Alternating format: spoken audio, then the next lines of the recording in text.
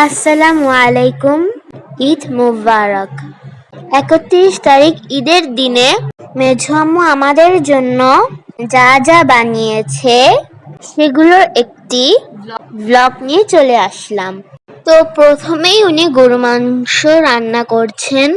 রেসিপিটা আগে দেওয়া হয়েছে, এটা জাস্ট প্রিপারেশনটা আপনাদেরকে দেখালাম। কেমন লেগেছে কমেন্ট করেন। গরু মাংসটা কিন্তু খুব মজা হয়েছে। আপনারা রেসিপিটি চাইলে আবার কমেন্ট করেন।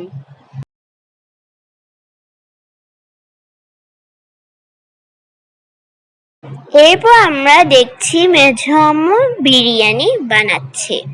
বিফ বিরিয়ানি খুব মজা। এত মজা হয়েছে যে আমরা ৩-৪ প্লেট খেয়ে ফেলেছি। আর এইসব রান্নাগুলো ম্যারিনেট করে রাখা হয়েছে ঈদের একদিন আগে, অর্থাৎ রাতে। এগুলো সবগুলো মাটির চুলায় রান্না করা হয়েছে, সেই জন্য টেস্টটা খুব খুব খুব মজা হয়েছে। তো সবাইকে আল্লাহ হাফেজ। ঈদের সকালের ভিডিওটা নিয়ে দ্রুত এসছি।